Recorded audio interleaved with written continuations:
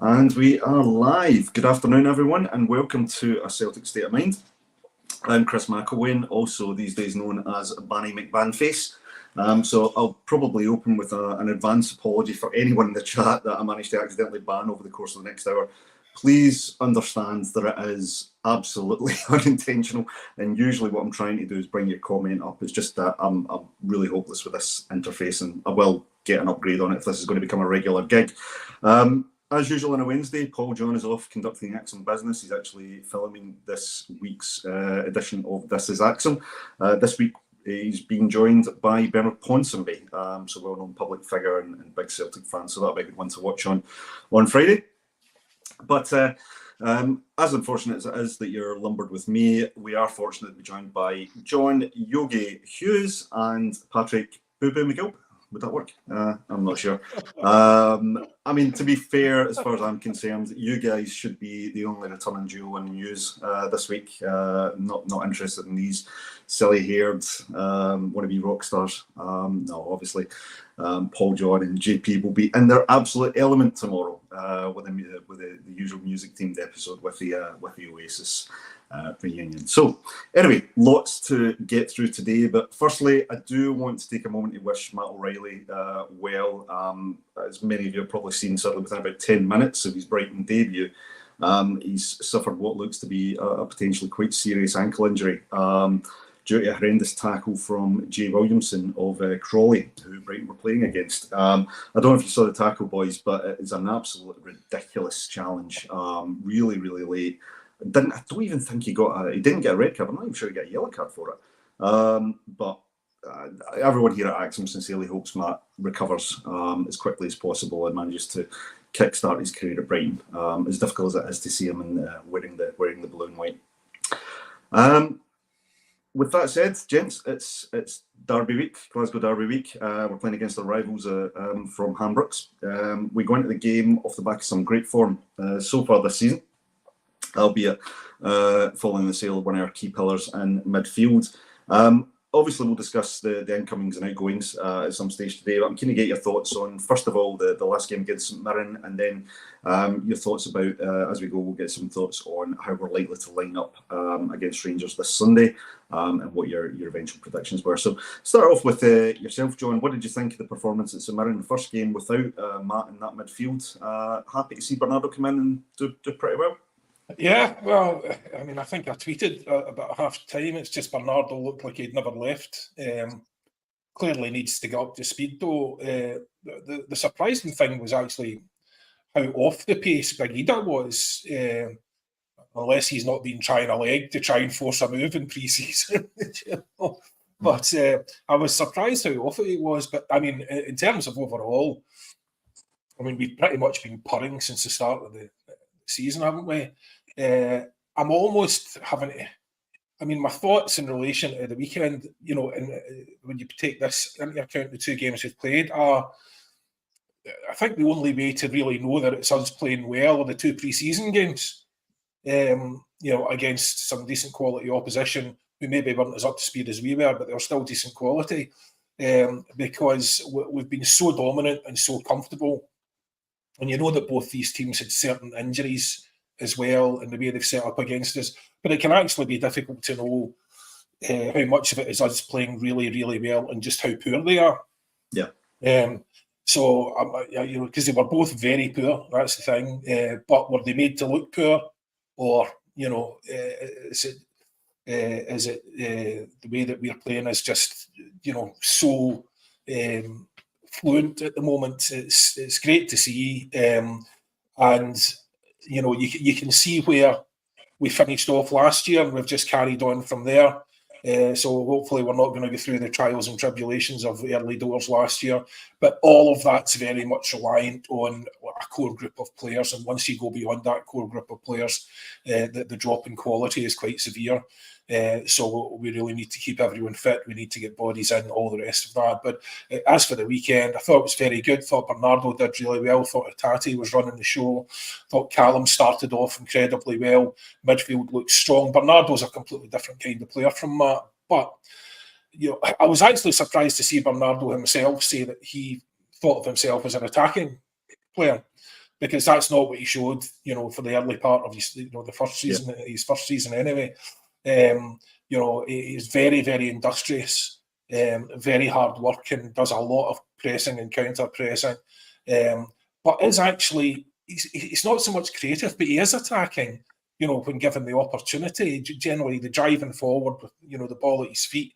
He's got a good shot. He chooses good options. He's just a very good player, I think. And, we are going to miss that creativity in the games where everyone hunkers down against us, for sure, because we need a bit of space to play in. But, yeah, I mean, it would be a great watch. And it's so good to get the early goals because it settles the nerves and it forces them to come out and play against us. And I think that's been key in the games this season. They've had to come out and play because we scored early, and they were getting they have to basically change their plans almost immediately.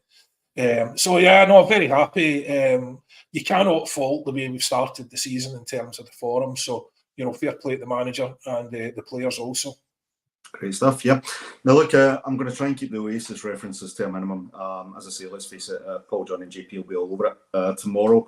But it sounds like even though Valle can't wait, it's not too late to get a few more in, I think, Patrick. So, yeah, we have signed Alex Valle. I'm sure I'm butchering that pronunciation, but that's what I've heard. It could be Valle, not sure. I think it's Valle. He's it's a season-long loan, fee of about 1.3 million. There's some tentative reports saying it's a 3 million buyout clause, but that's been unconfirmed and it seems to have gone quiet, so not sure if that is the truth in that. There isn't a formal loan to buy for the player, but he is 20 years old. He's about 5'10". He's a left back. He's played at youth and B team level for Barcelona, and he's been on the bench twice this season for the first team. He had a successful loan spell in the lower division with Levante last season. He made about 29 appearances. He's also a Spain under 18 and 19 international with 4 and 13 appearances there, respectively. He's going to be on the number 11 shirt, and in his first interview with Celtic TV, he's described himself as an attacking wing-back, which does sound awfully similar to our current wing-back there. What's your thoughts on the signing, Patrick? Encouraged kind of profile player we need, or does it have just a little bit of a hint of project or short-term emergency replacement? What do you think? Well, it certainly came out of nowhere. That doesn't mean we haven't been sort of looking at him for a long time.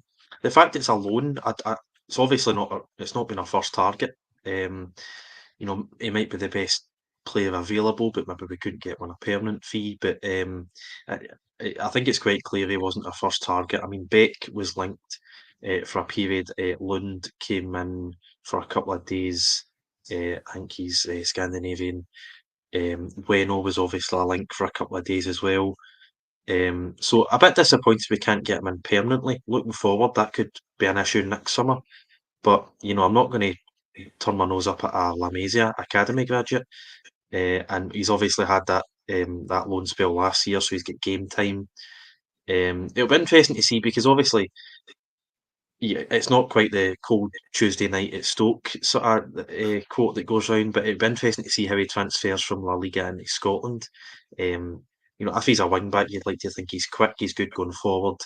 He'll obviously spend a lot of time going forward domestically in Europe, spend a bit more time defending if he plays. But it obviously came out, I think, Sunday night. Monday was his medical, and it's broken this morning that it's official. So quite happy with that signing. We need a second left back. I've watched a few YouTube clips and stuff, but it's obviously incredibly difficult to tell whether he's sort of at Taylor's level or not. You'd imagine Taylor, to begin with, would be the starting left back. But looking towards next summer, and not to sort of jump the gun a bit here, but Taylor's only got 12 months left in his deal. There's been no chat about him having any sort of negotiations, and then this guy's a 12-month loan. So you do look at the situation and think we could be left with 0 left backs come the 1st of July. And whether we win the league or not, I'm pretty confident we will. We need to play at least one qualifier next year. So it's good to get the 2 left backs in, 2 quality players, certainly at a Scottish level. But it gives ourselves a bit of a problem next summer because we then need to go again and get 1, potentially 2 left backs in again. But quite happy, and if the other 3 that we're almost certainly going to go on to talk about also come in, it could end up being a really, really brilliant end to the window. Well, yeah, we'll come to that and try and discuss, what does good look like versus what does failure look like by the time we hit Windows end. Now, obviously, it's always a bit dangerous to talk about speculation. I'd rather talk about, confirmed links and where we've got validated information. But there have been some rumours, so bear with me on this one, and I'm interested, certainly from the comments perspective, to hear what people think of this. There are some rumours that Kieran Tierney could be allowed to leave Arsenal before the end of this window. I think there'd previously be some speculation that he might be available in January, but it looks as though there is a possibility he could be made available towards the end of this window. Now, obviously injured. He's 27 years old. We know he can play left back. We know that he can perform to a degree at centre back as well, so a bit of versatility. And there have been rumours that he's one that's been on Brendan Rodgers' radar.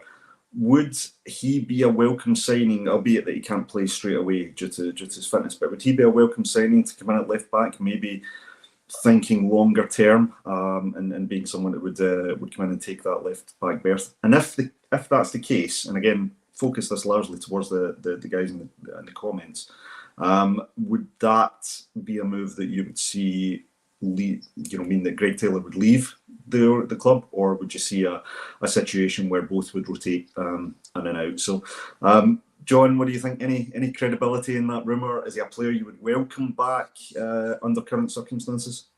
I've only heard that from one source, and I couldn't confirm that's the case at all. Would you welcome him back? You welcome back any quality players, and KT is definitely a quality player. And I would see Greg staying and the two of them rotating, and the young fella that's just signed going home. So it would be a bit of an odd one, given who we've just signed. And he would need to be freed. He would need to be looking at the drop in wages. We'd need to be, paying him a fee to come in. All of those things, but I don't know if that's. It would be strange, it would definitely be a very, very last minute one because it wouldn't have made sense to sign this boy then, or he should have been on a 6-month loan to give KT time to recover. Shouldn't have been on a year loan, anything like that. But I don't know. I'm very dubious about whether that's actually going to happen. Certainly, of all the ones we've been linked with, it seems the most tenuous. Yeah, no, I think that's fair, and I think probably echoes a lot of sentiments. I can see it split it certainly split some amongst the comments there. Obviously, if it was to happen at some stage, there is question marks over his fitness, but I think nobody would doubt his quality and certainly what he brought to the team in his first time there. Just sticking to recruitment, so it looks as though, just to go back to Patrick's point, it looks as though we've made a second bid of around 9 million for Arne Engels. So he's the Belgian midfielder from Augsburg. Again, Patrick, like you said, sometimes you've got to take the YouTube highlights with a little bit of a pinch of salt. They can make the worst players look like Ronaldo at times. But what the highlights package I looked at, it does look like a player who's got a pretty decent range of passing, pretty good vision, a little bit of pace, looks pretty decent physically, looks like he's got a little bit of height on him as well. One thing I noticed, though, is that he did seem to be playing quite deep, and a lot of people have touted him as being the player to come in and maybe take up that role that Matt O'Reilly's left vacant. But for me, I think he can play right back as well as in midfield. But is he a player that excites you? Is he one that you think we should... there's rumours that I think Augsburg is maybe holding out for about anywhere between 11 and 13 million. Would he be a player at the moment you think meets the profile of someone we should try and sign? Absolutely. I think in terms of the transfer, it's probably the most exciting one. A young midfielder, plays in the Bundesliga, great range of passing. Based off those YouTube clips, great range of passing. And obviously sort of fits our model. He's only 20. If he comes in, has a good 2-3 years, we can sell him on. And it's a bit like what John has spoken about in the past and what Brendan's started to speak about recently. You can't just go for 1.5-2 million and hope to sell for 25. It's time to start looking at the 5 to 10 range and hopefully sell for 30 or 40. And you're still making an absolute amount of cash at the end of it. So I think in terms of the transfer, it's probably, certainly for me anyway, it's probably the most exciting of the three big names that are linked. Obviously remains to be seen if he comes in, at that price, you'd imagine he's probably going to start. It would remain to be seen how he gets on. You've said there, I think it was Fabrizio Romano tweeted at 13 to 15 million euros, so about Yeah. 11 to 13 million 11, pounds. yeah. So it would obviously be a record fee for us, but there comes a point where you do have to break that fee. I think we've broken it with Ida when you pile together all the add-ons and stuff. We've broken our sell-on fee with O'Reilly if you pile in together all the add-ons. So I think the level that we're at now, we aim to win the league every year. We aim to be in the Champions League every year, and we aim to operate a far more successful player trading model than what we did sort of the 10 years before COVID, where we sort of took a scattergun approach. You need to be signing these top talents at a young age. Don't be afraid to spend the pile of cash that we have in the bank at the moment, and really look to kick on, because I think a lot of people are looking at the Champions League. You can't drop down, so you're looking to get the 8 or 9 points for the playoff round and get those 10 Champions League games. So I think Engels fits that profile. He wants to come, which I think always helps. We obviously want him. We've put in a second bid. Augsburg might accept the 9 million, but if they don't, I don't think we should be afraid to pay the 11. It's the type of signing we should be making going forward, I think. Absolutely, and it's getting to that point actually where we're not in a position to have a lot of wiggle room with what we can pay now. Teams are obviously themselves loath to lose players so late into the window, and I think that's maybe a symptom of the position we're in. But there is business being done across all the leagues and all the teams at the moment, so it does seem to have been quite a window where there's been a late flurry of activities. Fingers crossed we might be able to get that one done. I think, as you say, he's playing at a good level at the moment. I mean, okay, Augsburg's not the biggest team in the German top league, but they are a team that has I think in some ways performed above their level. They're a team that's brought through some great players, and you can't argue with the quality of the Bundesliga. So yeah, hopefully he'll come in and be able to hit the ground running. Yeah, I think another point, John, is that we're going to talk about the Champions League pots ahead of the draw, but suddenly Celtic has got a real good platform for players to actually go and showcase their skills. I mean, okay, you're not coming to the highest quality domestic league. Financially, we can't match some of the top leagues in terms of their salaries and signing on fees, etc. But what we can offer is guaranteed football, likely to be some really competitive games, as well as maybe one or two showpiece games. I mean, that's surely got to be appealing for players like Engel, maybe Bogish, who's been lying to Trusty, who are maybe not getting that kind of exposure at their current clubs. Maybe, but at the end of the day, what sort of shop window is it? You're just getting pumped for 8 games. So, you'd need to be hell of a good to be on the back foot getting battered and making a name for yourself. So I think it depends. I mean, they would have to, I imagine, be talking to Brendan and trying to get assurances we're all looking for, that we can be competitive in the Champions League, that we can win a couple of games, that we can, take some points, that we're not going to be permanently on the back foot, all of those things. So, that might be attractive to the player, but I mean, we still have to get them in. And, again, I mean, they were saying about 8 million, 9 million to start off with, and we offered 6.5. Now it's 11 to 13 million. And they are entitled to move the goalpost, and we just cannot seem to get away from these low ball anchor bids. That it's like you're buying a house. You start off with some ridiculous low ball effort to try and get it in their heads. That's the figure you're working with. It doesn't work with experienced negotiators. It doesn't work with people who know their job. It's just all you're doing is wasting time. It's wasting their time, and we don't have time to waste. And again, they can jack up the price on us now because we haven't been able to get the business done before now. So now we're looking at a guy we could maybe have got for a good bit cheaper, and he's going to be a record fee potentially. And that's all down to the way that we negotiate. And we're just not swift enough. I mean, the process is basically that Michael Nicholson is supposed to have free rein within the football budget. We're looking at going out of that budget, or for an individual player, going over what was agreed, because there'd have been agreements not just about the budget, but how much you pay for individual players. If that's the case, then he needs to kick it up to the board and make the case. It'd be a very easy case to make when it comes to Engels, because you're basically saying, what's his value going to be in 3, 4, 5 years? So relatively speaking, the boy's got a massive upside. So it should be an easy case to make. But that's how slow our process is. So we're at the death here, and you're potentially doing presentations to the board about future values instead of just working. But it doesn't explain why there's been no movement with anybody else. Because, I mean, the budget had to be 20 million net, had to be, surely. And, people are saying, have we waited until O'Reilly deal was done? I mean, that would be unjustifiable. I couldn't see how that could possibly be the case, but it would be completely unjustifiable.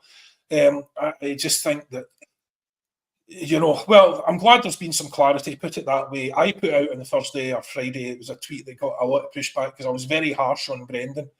And I was basically saying, look, the football manager, so you can't just go, well, he's not the head coach, he's a football manager. So he's responsible for this. And you cannot just throw your hands up and not tell us what's happening. So I said one of two things. He's either going to be accountable or he needs to be transparent. Right, and then just like magic, on Sunday after the game, Nicholson was firmly under the bus. At least he was transparent. At least he's basically said, no, it's definitely these guys. But I mean, it's some statey affairs when you've got a manager making jokes about it like he's a fan, and the Michael Nicholson on the phone one, but the most telling one.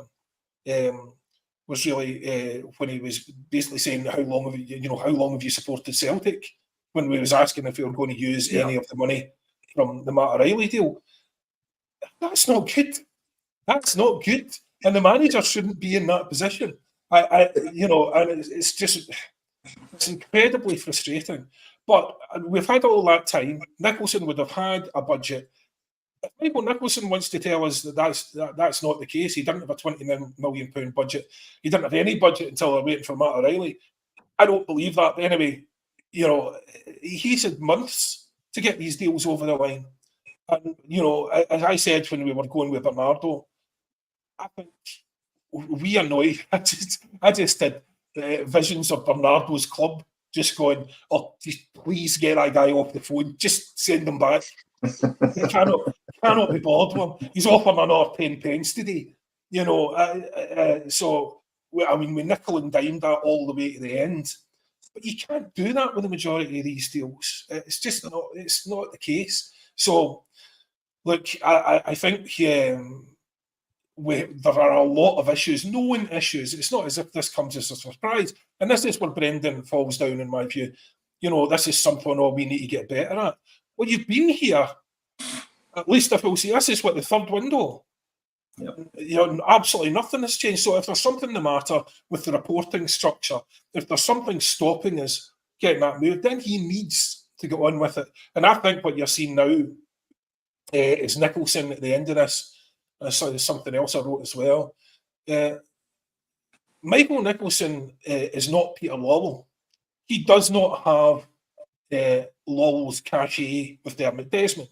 He was not a Dermot Desmond pick. He just happened to be in the building. Right? So if this is a giant failure and you've still got the manager, well, let's say none of these guys get signed. We don't get them over the line. So they're going to try and sell us in the fact that the two loan signings in Kasper Schmeichel is a big win. And I in fact, just had a board apologist on Twitter saying that very thing to me. We've signed 5 first-team players. What more do you want? And I had to think, who's the 5 first-team players? Right? So it's there are always going to be people looking to excuse it. But if Brendan is Dermot Desmond's man. So if he decides to go to Dermot and say, look, this isn't working, that's a massive failure. Michael Nicholson, okay, I mean, we removed a CEO within a couple of months, not that long ago. Yeah. So Michael Nicholson's position is not guaranteed, and he would do well to remember that. I think what we might see now is a rush towards the end of the window where he's realised that Brendan has now publicly thrown him under the bus. He's in the crosshairs. It's not the rest of the board.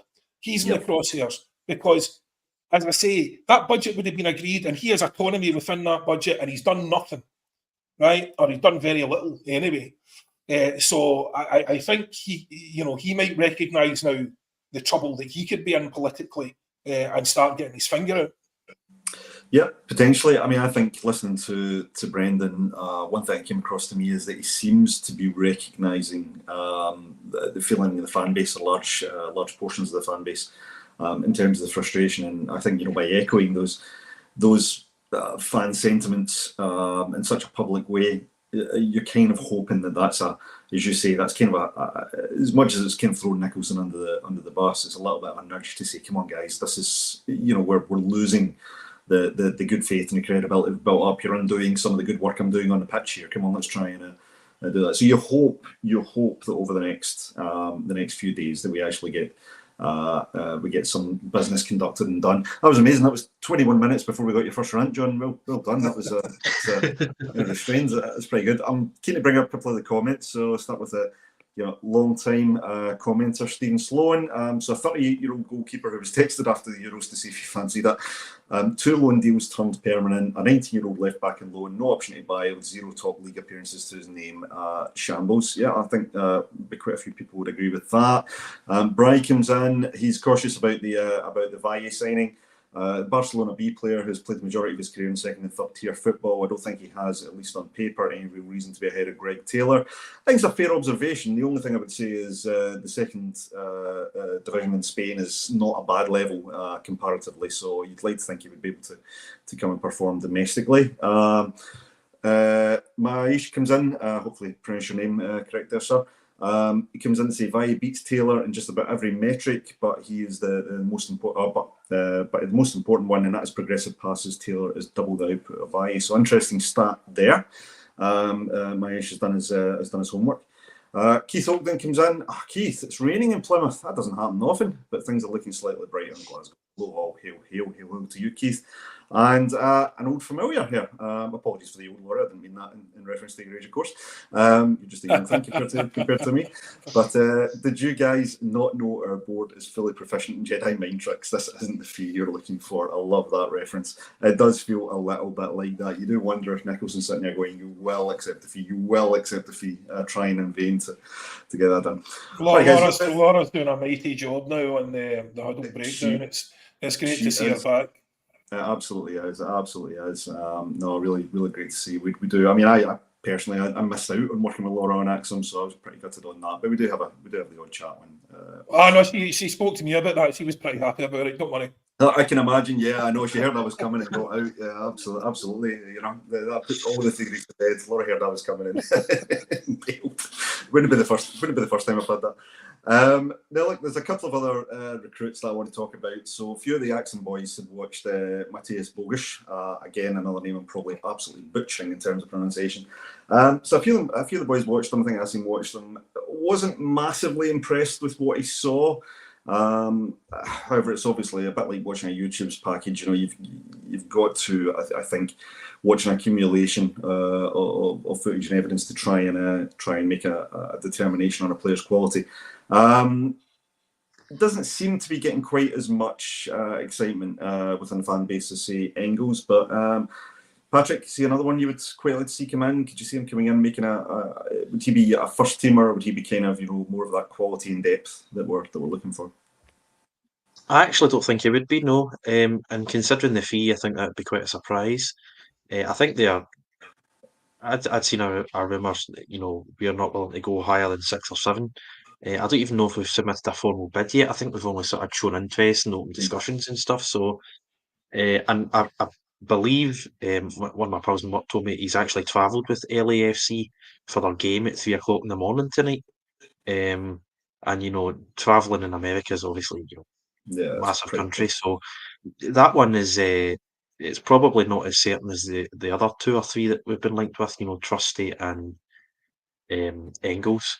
Yeah. Obviously, Valle's already came in, so Bogish. I'm not sure. I've literally just seen seconds of him on Twitter. I've not seen sort of full YouTube clips. So I'm not sure of his quality, but 22. MLS is a decent standard. It's probably just below what Celtic are looking for. Maybe a step or two below, but very hard to judge at this stage. Not even sure if he's going to come in, if I'm being honest. I mean, Rodgers has said he wants two midfielders. I think we only really need one, maybe two, but I mean, you've got Hatate, Bernardo, McGregor, Awata comes in, Home has come on recently. There's one more that I've now managed to forget about. No, that's five. So if you bring in Engels, that'll be six. So unsure about Bogish, but if Brendan wants him, we've got the money there. Go and sign him, basically. Yeah, And I'm glad. We've seen the video. I don't know if it's been addressed on the Monday or Tuesday bulletin, but we've seen the video. Peter Lawwell confronted outside the ground, and as much as he was in charge for 17, 18 years, he's set the precedent, he's set a culture around the club about how the club should operate financially going into transfers. He's no longer the guy in charge. He's there, he's in the room, but he's no longer the man in charge. I mean, I think I'm right in saying the weekend Nicholson went over to see Brendan in Mallorca in his villa. Peter Lawwell was at the Champions League final talking to the PSG owner last summer. So he's not as involved as I think what he was. Obviously, set a precedent. He's Nicholson's his apprentice effectively, but Nicholson and Chris Mackay, the financial director, are the two main men. Obviously, Desmond above them as well, and Brendan's heavily involved. So that's the four that really are responsible for where we end up, what we've done in the past 3 years. So I'm glad that maybe people are starting to realise that if you want to criticise the board, it really is Michael Nicholson that's in charge of it now. So it's an interesting video. We obviously seen that video, and then we start flinging in £9 million bids for Bundesliga players and getting Barcelona players on loan. So maybe it should happen more often in a more respectful manner. But it was an interesting altercation. Yeah, I mean, look, I don't think any of us would encourage abuse of anyone associated with the club or out No, with, of course not. for that matter. It's not really the way to put our message across. And we keep talking about more collaboration, more engagement. Well, that's counterproductive when they're faced with that kind of diatribe. And I think lots of the true fans would not conduct that way. But at the same time, it is important that questions are asked. We just have to find the right manner and the right mechanism to ask the questions. A lot of people think Acsom should be trying to do more of that. And trust me, I think if we had the platform to do so, then we wouldn't. We're continually trying to evolve and hopefully get to that point. Now, I will bring this comment up just because I don't want Ian thinking that we don't listen. Ian, absolutely correct. We do have a Champions League draw coming up and a big game on Sunday. Let's change the topic from transfers. Well, it's funny you say that because I'm just getting to that point. So never let it be said that we don't listen to the comments. Guys, Champions League pots were announced. We're in pot 3. Some tremendous teams across all 4 of the pots under this new format, and I think am I right in saying we play 2 teams from each pot? Is that right? Home and away.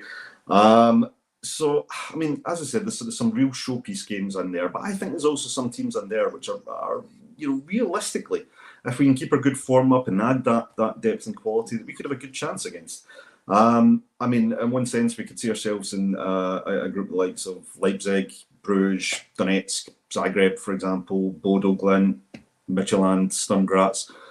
These are teams, I think, the good teams in their own right, decent sized names, but I think we can go and I would back Celtic to beat anybody in the at Celtic Park and European nights. We've seen it before, so I think there's definitely some games or some teams in there that are well within our capability to beat.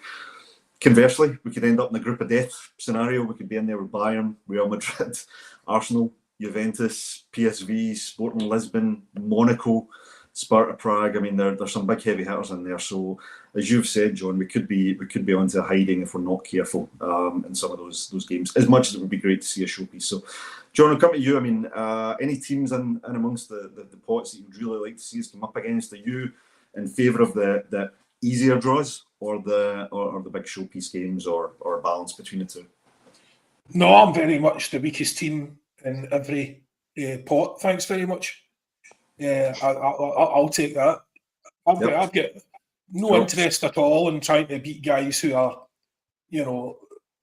massive levels above us in terms of who they've recruited and what they've played and what they've paid for them.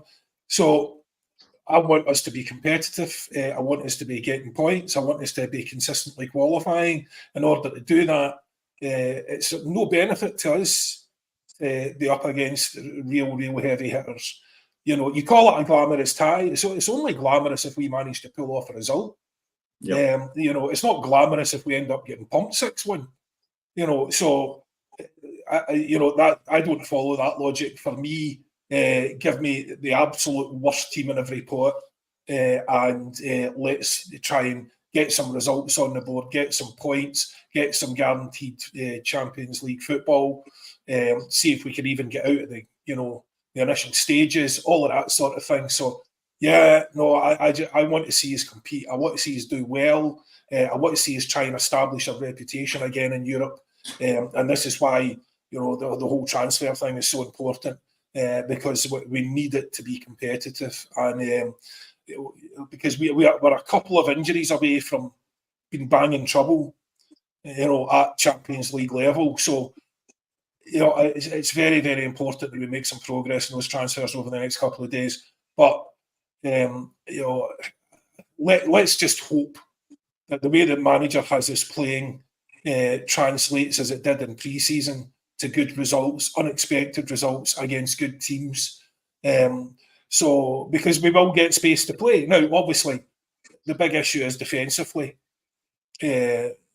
Most of the time we'll be under far, far more pressure than we're used to. But they will give us space. So, we can, and we've seen how quick we can be in the counter. We've seen the pressure we can put on with, even Schmeichel's playing Maeda over the top at the moment. So we've seen what we can do, what we can achieve. Kuhn has been very, very good. So you get Kuhn on one side, you get Kyogo's quick on the other, you've got Maedo's quick on the other. That front three is potentially very damaging, even at sort of mid-table European level. So, and I don't fancy as much against the massive heavy hitters, but certainly there are plenty of teams around their level, plenty of teams that are, that we can make an impact against. We saw it last year. We nearly had it. We were a few players away from having it last year. Let's hope we get it this year. Yeah, absolutely. I mean, I think you look at the performances last year, and okay, results didn't necessarily go our way, but there were elements of the performances you thought, God, we could build on that. And this is something we keep talking about, John. The potential is there. It's just we need to make something of it, and we keep getting the opportunities, and I think that's where a lot of the frustration comes. Is we feel that we'll never be in a better position to capitalise on, on our earlier progress than we are now. I mean, financially, the type of manager we've got, some of the personnel we've got, the performances, the way the season started. So, yeah, it's frustrating. It's frustrating, but at the same time, I'm excited to see us back in Europe. I'm excited to see what we can do. I do feel, having seen the team this season, how well we've played. The football, I would say, is improved from last season. And it would be great if we could carry some of that in Europe. Patrick, I mean, I think that's a good point to stick on. So, for yourself, what would you like to see see us do in Europe? Would you like to see us come up against some of the, as John said, the easier teams, which doesn't necessarily make them easy, of course, but as opposed to the big showpiece games, or would you like to see us do a bit of giant killing? I would like to see us do giant killing, but I don't necessarily want us to be drawn against them by the supercomputer tomorrow. Looking, just having a quick glance at the pots. I mean, pot one, that's difficult, regardless of who you get. I mean, you're really looking at maybe, Dortmund as the best possible team to draw. maybe Inter, maybe Barcelona. Bad days when Barcelona's your easiest tie in pot one, isn't Yeah. it? Pot two, I mean, maybe Donetsk, maybe Club Brugge, maybe Benfica. Certainly at home, I think those are winnable ties. At least hoping for a draw at home. Yeah. Pot three, it gets a wee bit easier. You've got teams like Lille. The list I'm looking at has Galatasaray, but they were knocked out last night. You've got Bodo Glimt, Dinamo Zagreb, Sporting Lisbon, and then pot four. I mean, there's some really beatable teams in my opinion. Sturm Graz, Yep. Bologna, Sparta Prague. I mean, certainly at home, you should absolutely be putting those guys away if you want to get 9 points. So for me personally, I mean, pot three and four, you need to win your home games basically now. That is the standard, and then you need to get 3 points from the other 6 games, couple of draws, maybe beat the pot four team away from home. That's basically what we're looking at nowadays, winning 2 home games. And I'm with John. I want the easiest possible draw every time. Maybe when I was 10 years ago, first season ticket, we were drawn with Barcelona, AC Milan, and Ajax, and you're thinking, oh, brilliant, 3 European giants. And then we beat Ajax, but we get beaten the other 5 games, and it very quickly became tiring. So easiest draw every time for me. And if we get these 3 players in the way that we're playing just now, if we can build on that. And if we can get a bit of luck, I think we can get those 9 points. So fingers crossed. Well, can I just say about the Bogus fella as well? Just bringing this up here. So he has played his breakdown of his games this year. We're taking him as an attacking midfielder, as I understood it. But he's played centre forward 16 times, right winger 9 times, attacking midfield 4 times, central midfield twice, left winger once. That doesn't sound like a Matt O'Reilly replacement to me. Do you know what I mean? So that sounds like a guy who's playing across just most of the front positions. And a false 9 or something like that, but we don't play with guys like that. So I'm not sure where he fits in then. He's got the versatility, I think, John. I mean, it sounds like maybe that's the squad depth. We just buy a player who can play in every single position across the park, and then we've got a backup in every position. He never played centre back though. Yeah, I know. Well, typical. Yeah, the one that we need. I mean, just talking about centre back, just to jump back to recruitment, I see John Hartson was given some adulation towards Austin Trusty. I have to say, I love that name. The headline writes itself, doesn't it? And Austin we trusty. But I mean, I like the profile of the guy. I've also worked with a fella who I give a shout out to, Paul, who's a big Blades fan. He was actually quite interested to know about Mikey Johnson, because I think Mikey Johnson is likely to go the other way and be used as a bit of a make weight for Trusty. Now he's a big centre back. He can play left of a centre back pairing, or he can play left back. So again, maybe gives us a slightly different option, maybe not quite as mobile, but maybe a different option, a bit more height, a bit more strength at left back. But certainly John Hartson and my mate is a Blades fan, seem to think he'd be a decent signing and do a decent job for us. So hoping we get that done, because we've spoken a lot this season about, we see Scales currently as the preferred partner for Carter Vickers, given the way the squad is at the moment. I mean, Lagerbielke's away on loan. Nawrocki, who I'll probably get criticism for not pronouncing properly, doesn't seem to be anywhere near the first team. It looks as though Stephen Welsh is the next option to come in place of Scales. Scales hasn't done much wrong this season, certainly nothing of consequence. I think Patrick, you pointed out a couple of things he'd been a bit ropey on in some of the games, but overall he's not given anyone any reason to shout about him or shout for his replacement. But do you still feel that we need an upgrade on Scales to come in and support Carter Vickers? And would you see Trusty as being of that profile? Probably put that one to yourself, John.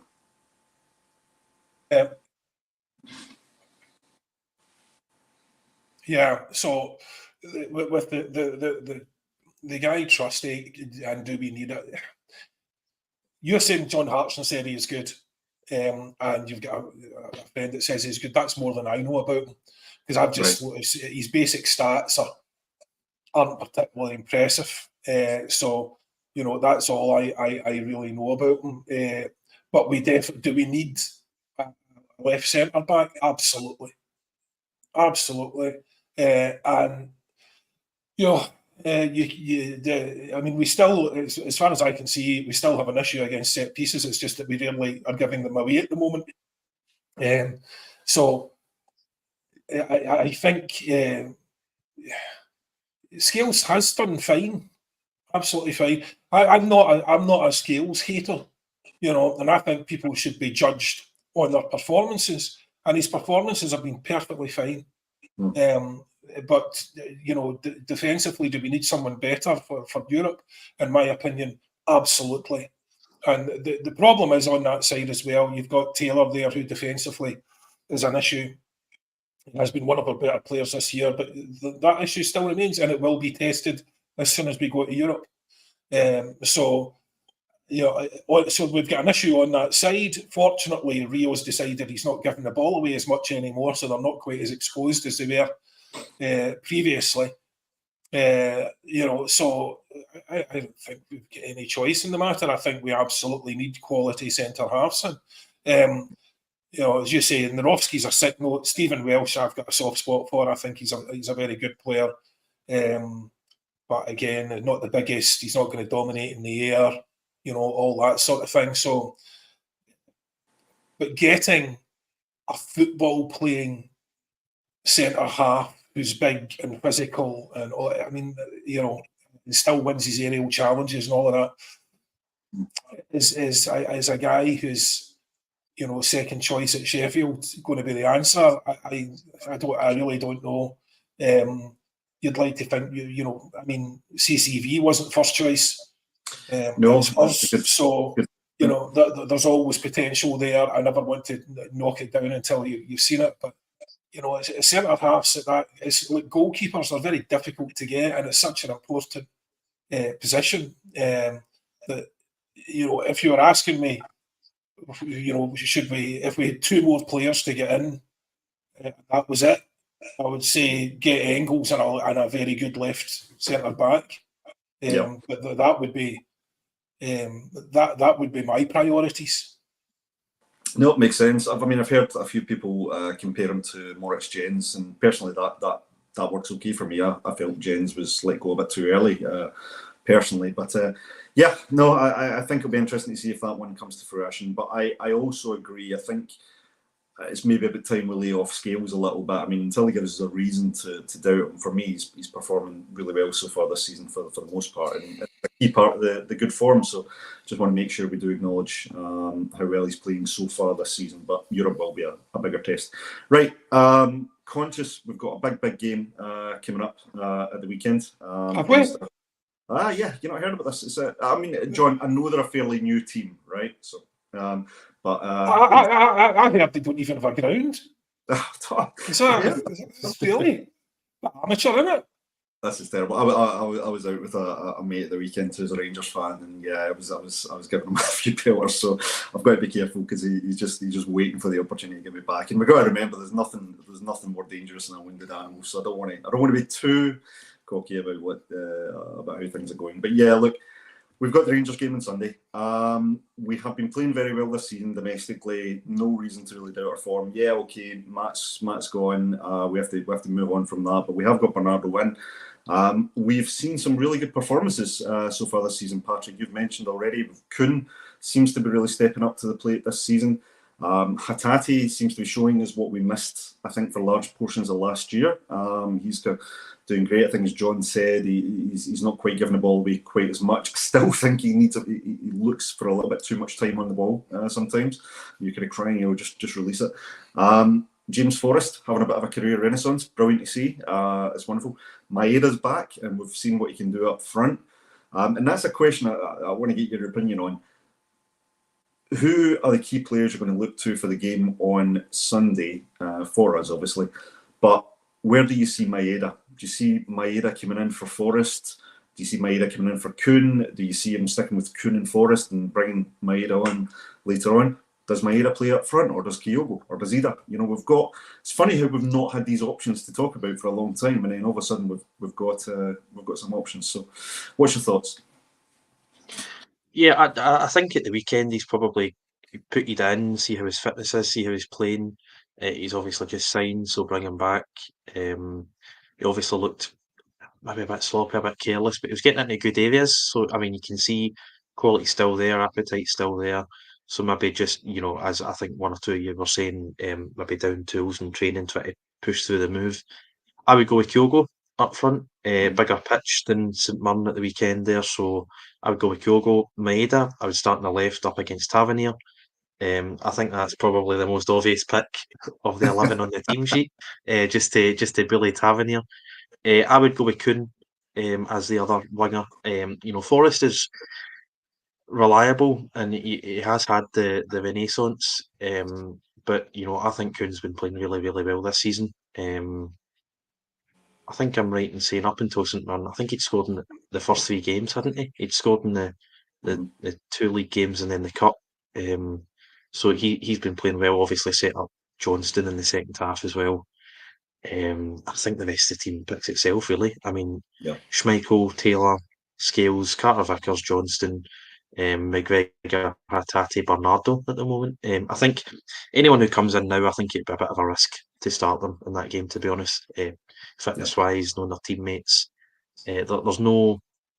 It's not an emergency, the starting 11. We're playing well, so that's the team I would go for. And, I've sometimes heard people say that form goes out the window in these games when really it doesn't. If you look back, certainly since the Phoenix rose from the ashes in 2012 and they returned to the top league in 2016, the form team has tended to win these games if it hasn't ended in a draw. So I'm quite confident. I think they've won 2 games at Celtic Park in the last 13 years. So I'm quite confident of a victory based on how teams are playing, the calibre of the squad, the calibre of the manager, the momentum. I really, really do struggle to see past a Celtic victory. It would put us 5 points clear, 12 points out of 12, superior goal difference. If Aberdeen were to beat Ross County on Saturday evening, it would put Aberdeen 5 points clear, also on 12 points, which I think is pretty hilarious. They've made a good start. So I'm quite looking forward to Sunday. I don't know about Newry, John, but in Uddingston it's been rather rotten weather-wise. It's been rain almost every day, and on Sunday in Parkhead it's meant to be 21 degrees with the sun splitting the trees. And I'm a big believer that Celtic always win these games when it's sunny.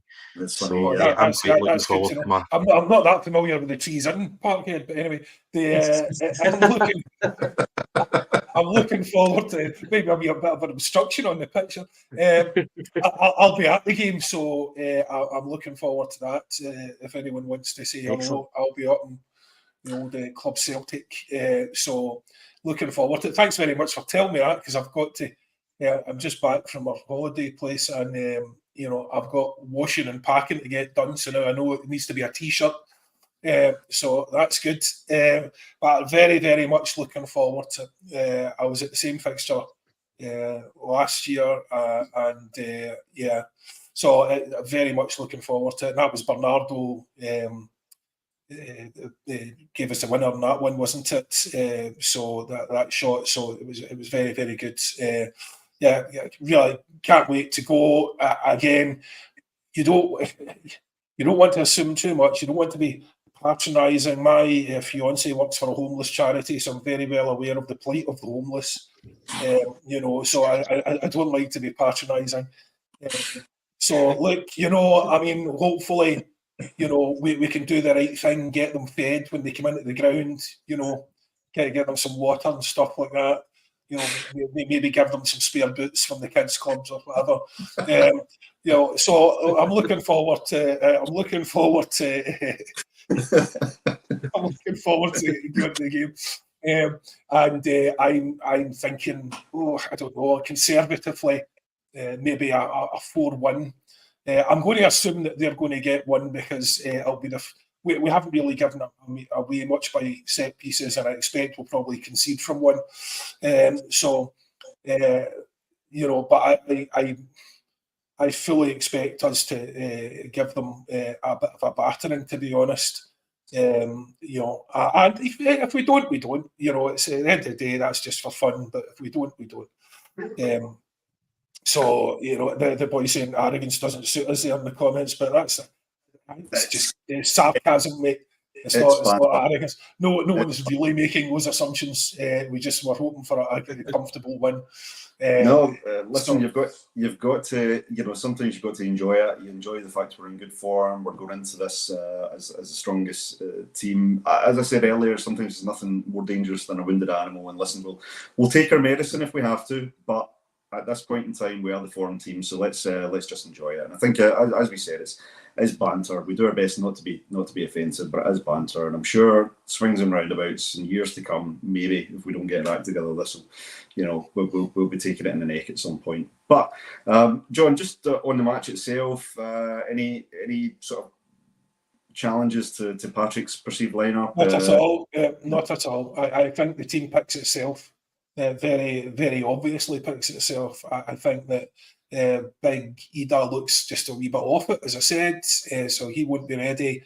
I expect he'll probably come on after we score our third to try and wrap it up.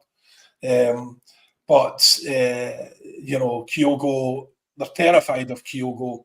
And I tell you, Kyogo, for me, I taking notes on these games, he's had tons of chances, and I would love to know from the stats boys what his ratio of finishing those chances is at the moment. Because he does brilliantly at getting himself in these positions. Some of his runs are just unbelievable, but the number of chances he's had compared to the number of finishes is, for me, a wee bit of a concern. But the main thing is, if you're creating those chances, you'll get fewer of them in games like this. But Maeda terrifies him, obviously. So Tierney, is he still there? Is he still playing for him? I think so. Yeah. He's not snuck out yet. No, so he did. I mean, his much mooted 15-20 million pound move hasn't happened yet to club imaginary. So he's obviously absolutely terrified of Maeda, regardless of his hair colour. He's it doesn't really matter. All he ever sees is the back of him anyway. So it's. I think that one's an absolute given. Hopefully, Kyogo finishes a couple of worldies like he did before. Again, that game I was at before was last year. It was Kyogo who scored a worldie just after half time. Absolute beauty, swivel shot, absolutely fantastic goal. So, just more of that, please. And Kuhn, this is going to be real interesting, as you say. It was. Obviously missed training last week, but what a start to the season he has had. And I don't just mean when he goes deep, he is pinging some passes that are absolutely sensational. So he's had an absolutely blinding start to the season. It's a pity that Bernardo wasn't in earlier because we could do with him being fully match fit at the moment. Because I do think the level drops off once we start making substitutions in midfield. Assuming that we don't have anyone else on the bench, but the level drops off quite considerably. So, it would be nice if he could last as long as possible. And at the back, again, it picks itself. We don't really have any competition there. I mean, that the young boy is going to come in. He's going to have to prove himself. He's going to have to get in front of a very, very, very good Greg Taylor. And unless he shows some sort of real defensive superiority, I'm not sure how easy that's going to be for him. Especially domestically, I don't think the Rangers have not really successfully targeted Greg all that much. So. It's again. You don't want to be arrogant, but certainly very, very confident. It should be a good game for us. It should be a nice day, nice early kickoff, on the pints, nice and early, and in the hospitality, and not wearing this top. Yeah, definitely don't wear that. That's all. So, John, your prediction is 4-1 then. Confident a conservative 4-1, as you said. Patrick, some question to you because I won't get to speak to you before the game now. But prediction for the game? 3-0. 3-0. I listened to Clyde last night, and Andy Halliday, of all people, mentioned that we've only conceded 2 shots on target in 3 league games. Obviously conceded the goal against Hibs, set piece. Hopefully that won't happen. If Tavernier is still there. I think they're sorting Morelos' £50 million move to Barcelona before they sort Tavernier's £20 million move down south. So they're obviously dead busy. But no, I think 3-0. We're the form team, better squad, better manager, at home, momentum behind us, fans behind us. Yep. 3-0 to the Hoops. Absolutely. And as you say, the sun hopefully will be shining. Just always takes me back to that first Martin O'Neill for what would he be doing for him at that time? It would have been the 6-2 game. Listen, 24 years and 1 day ago, by the way. 24 years ago yesterday. There you go. I remember it like it was yesterday. I do. No, I think you're getting some support on the comments. Some people saying 3-1, 4-0. So I think we're certainly confident to a degree. I share the confidence. I think I would like to see us go for a bit of a statement win. So you know what? I'm gonna go less conservative than John. I'm going to say 5-1 to the Hoops. I think given the maybe certain officiating choices that we may end up conceding one, but overall I think we've definitely got it about us to win. But listen, no disrespect to Rangers. There'll be 2 teams in the game, and I'm sure they'll come out of the traps quick. But 100%. Oh no! Wait! Sorry, I just have to correct that comment.